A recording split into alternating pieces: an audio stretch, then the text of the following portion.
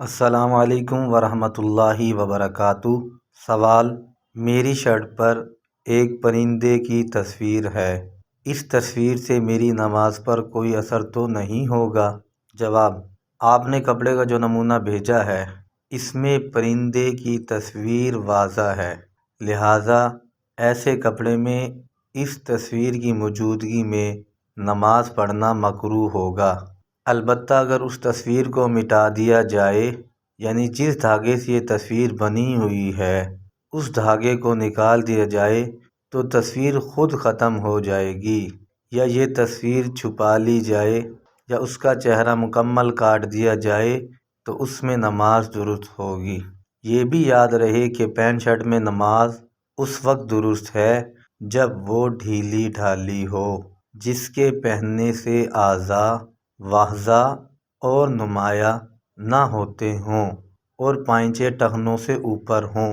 اگرچہ بہتر پھر بھی یہی ہے نماز کے لیے شلوار قمیض استعمال کی جائے، اور اگر پینٹ شرٹ اتنی چست ہو جسے پہن کر اعضاء نمایاں ہوتے ہوں، اس صورت میں اگر ایسی پینٹ کے اوپر قمیض نہ پہنی ہو جس سے سطر والا حصہ پوشیدہ ہو جاتا ہو تو ایسے لباس میں نماز مکروہ ہوگی۔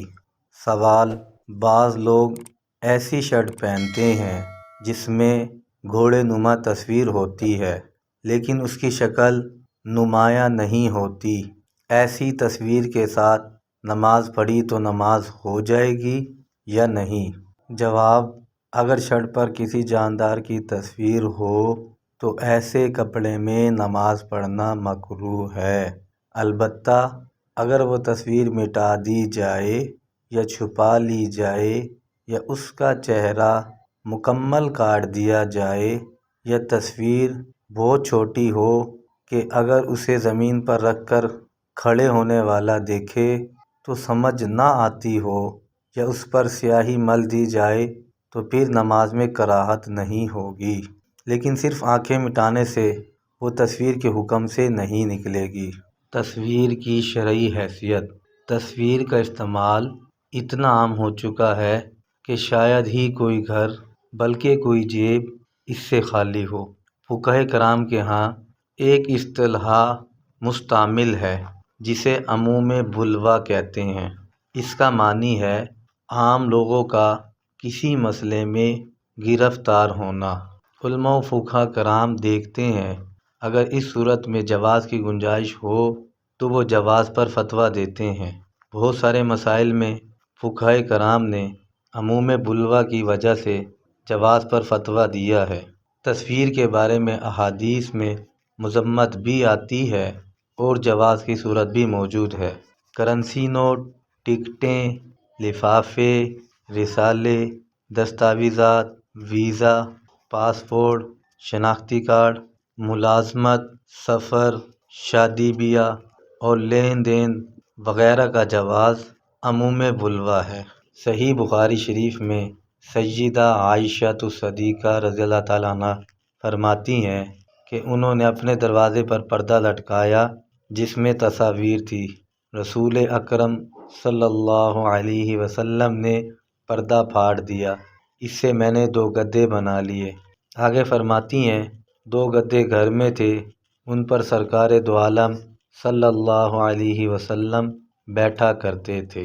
اب اگر مطلقاً ہر تصویر حرام ہوتی تو آقا علیہ الصلاۃ والسلام ان گدوں پر نہ بیٹھتے اور فرماتے کہ اس کو ختم کر دو، مگر ایسا نہیں ہوا، بلکہ سرکار دو عالم علیہ الصلاۃ والسلام ان گدوں پر بیٹھا کرتے تھے۔ پہلی صورت میں یعنی پردے کی صورت میں یہ اس وقت تکبر کی علامت سمجھی جاتی تھی کہ ایک طرف لوگوں کو بدن ڈھانپنے کے لیے کپڑا نہیں ملتا، دوسری طرف پردوں کے لیے کپڑا استعمال کرنا مناسب نہیں تھا۔